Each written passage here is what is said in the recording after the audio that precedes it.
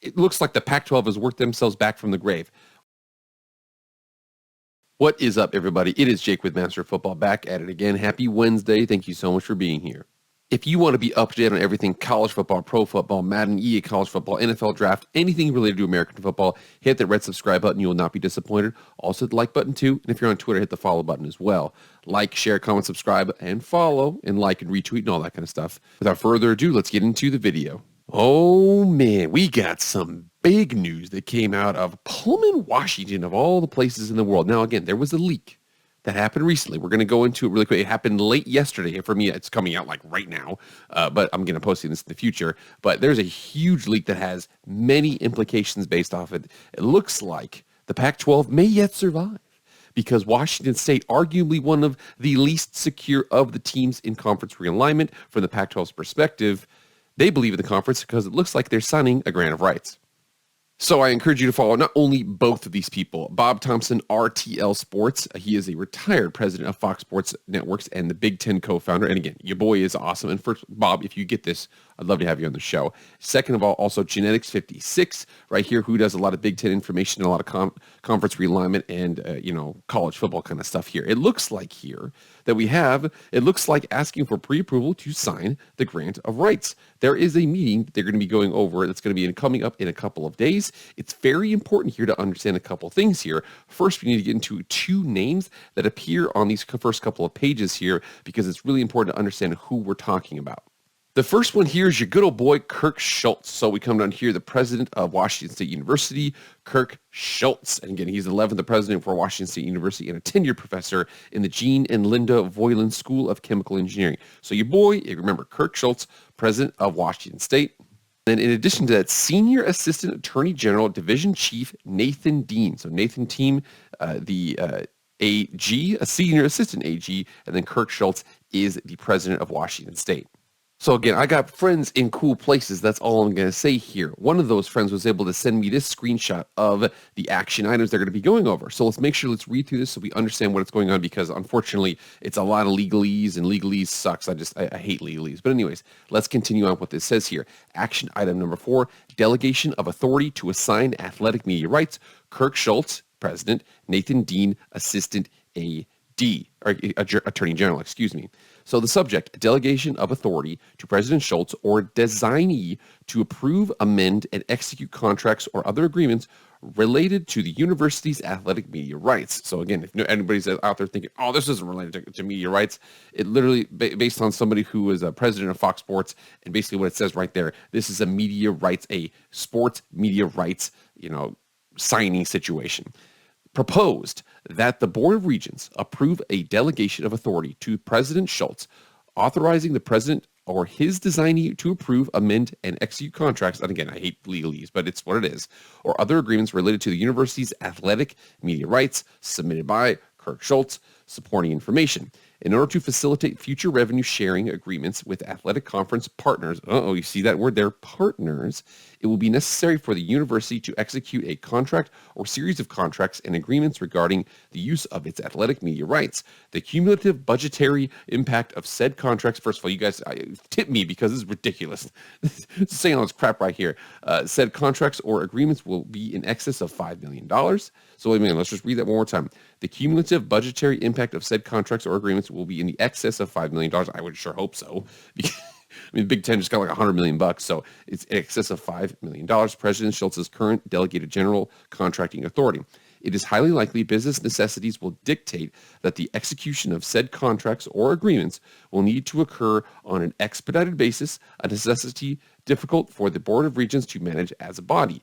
Furthermore, as incoming chair of Pac-12 conference, again, remember there, that's very important there, incoming chairman of Pac-12 Conference Board of Directors with significant experience in NCAA and various D1 athletic conference governance and administration, President Schultz is uniquely qualified to responsibly execute university athletic media rights contracts or agreements in the best interest of the university. If the regent agree to the proposed resolution, the resolution will supplement any current contracting delegations. Attachment Board Resolution 230609684. Again, if I hate the fact that I have to read through these sorts of things. I'm an HR representative. I'm not a legal person. Trust me, that's not true. But this is exactly how they sound. It is what it is. There is a second page here. Let's go over this to see if we can find any other nuggets in here. So this is page 2 of 2. It goes over the resolution 230609-684. So whereas a bunch of crap there, vest governments and management of Washington State University in the Board of Regents of Washington State University. The Board of Regents authority to delegate by resolution to the president of the university or designee or powers and duties vested in or imposed upon the board by law, whereas the board has delegated broad authority to the president or designee to act in matters relating to the general business of the financial affairs of Washington State University. Basically, it just goes on. I'm reading through this stuff right here just to see if I were to find anything. But basically, what it's doing here is saying that, hey, we're signing a new grant of rights. Kirk Schultz has been through this stuff before. Do you give him the power to do so? Yes, it is. It looks like this is happening here. It's dated June 9th, 2023. Remember here, there was some talk about potentially, San Diego State not being able to join the Pac-12 on time because if it's after, June 30th, they have to pay an extra, fee, something like that. It looks like they're preparing to sign the grant of rights sometime early in June, potentially even late, but again, before that June 30th cutoff date. So this is absolutely huge. I have a quick little note here that I want to bring up. I'm going to bring up a document here that's going to go over basically what this really means here, because there's a couple items we have to talk about this. If Washington State is really signing their grant of rights, there's a couple things that this means. It's not great news for the Big 12 in terms of whether or not they're going to get Arizona and Colorado. I'll get into that in a second here. Let's go through that little presentation I have right now. So we've gone through this right now. And again, remember, all of these links are going to be included in the description here, so you can check all the stuff out, and whether it's Nathan Dean or Kirk Schultz or the tweet related to the grant of rights signing. But again, here's what is going on here. What Washington State, Wazoo, their signing grant of rights likely means. There's 4 things. First of all, Washington State, the least valuable of the Pac-12 teams in conference realignment. Again, maybe slightly ahead of Oregon State. That's an argument there, but I'm not trying to be offensive, Washington State people here. Just get with me. But they believe in the Pac-12 in the short-term future. So we're talking about this. Oh, yeah, well, this team's going to leave. That team's going to leave. The conference is going to fall apart, this and that. Well, it looks like that the least named in conference realignment from the Pac-12, they believe in this situation going forward for the Pac-12. Whether or not they believe in it for 7 years or for 27 years, I'm more than likely I'm betting the former. But again, that's what the situation is for them. They're signing it for at least, I'm guessing, 7 years, potentially more. The second item here, it says no indication that Washington or Oregon are invited to the Big Ten anytime soon. And Stanford and Cal are no longer even mentioned. And again, basically, from what I've seen here, Genetics 56 has done a pretty good job. He just released that information there. He's also done a good job of basically saying that, actually, it looks like that the Big Ten isn't really interested in Washington and Oregon, and they've definitely gotten away from Stanford and Cal. In fact, Stanford was only rumored, I believe, if they could pull in Notre Dame as well. Just be like, hey, Stanford, want to play Notre Dame? And unfortunately, it looks like Notre Dame's kind of holding off. However, when those ACC teams become available, the Big Ten, again, I made a video earlier this week. I think Miami's going to be a top target. They're now an AAU member. So it looks like the Big Ten's going to be looking that way or sit at 16 for some time. So you think about that. Washington State is saying. I would bet Oregon State is staying. Washington and Oregon, there's no indication they're leaving anytime soon. If they sign the grant of rights, then there's at least 4. We also have Stanford and Cal. There's 6. We also mentioned here that Utah is adamant they do not want to associate with BYU, and that goes back for a long, long time. So Utah, BYU, separated away from each other. The rumors of the big 4 corner schools have kind of gone away because one of the corners is New Mexico. They don't have any teams. Another one is Utah. They don't want to be associated with BYU, so they're out. So we have the 6 in the Northwest. The Bay Area is northwest of California, and then Utah. So that's 7. And then we have Arizona State has no indication they would want to separate from California in any way. Remember, they also got AAU designation, so they're going to probably stick out there as well. So that's 8 schools. So we have the Pac-12 minus USC and UCLA. They had everybody else was kind of up in the air. It looks like we've got 8 that we can, beyond a reasonable doubt, assume that they're probably going to sign this grant of rights. That leaves 2 schools. Arizona and Colorado. Now remember here, Arizona and Colorado, rumored to be interested in the Big 12. If they actually do leave the Pac-12, they are no longer leaving for security reasons, or I should say, as much security reasons. A big reason why Arizona and Colorado were potentially looking at, and there have been rumored by many different people out there, whether or not those rumors have been leaked by people who want that to be the rumor, or whether or not those rumors are real, we don't know at this point.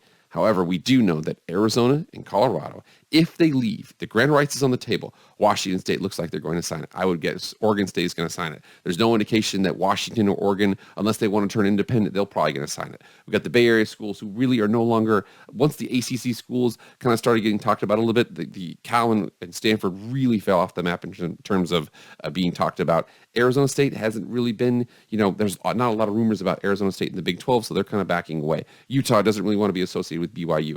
Arizona and Colorado. Colorado makes a little bit more sense. It'd be a super easy geographical integration with them.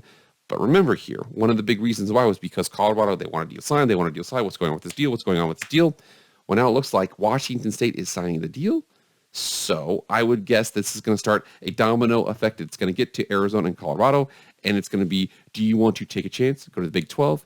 Do you want to stick and be continued to be associated with Stanford, Cal, Washington, and so on and so forth? My money is on the latter, but you never know. Again, there are no certainties. There's only probabilities. So Washington State looks like they're about to sign the grant of rights before June 30th. So looks like San Diego State also probably is going to be involved too, because if they can get it done before then, they have that announcement, they get the invite out there, they sign the grant of rights, they invite San Diego State. I would bet SMU would come with them. Again, it looks like the Pac-12 has worked themselves back from the grave.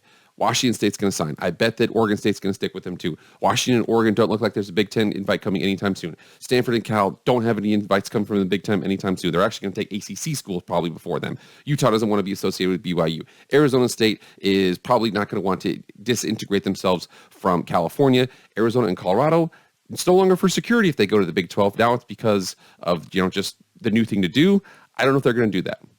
All right, guys, that's it. Thank you so much for being here. Please remember, like, share, comment, subscribe, do all that stuff, and also follow me on Twitter. I appreciate everything, guys. Get in the comments right now. What do you think this whole situation means? You guys let me know, but beyond that, I'll see you guys later. I am out.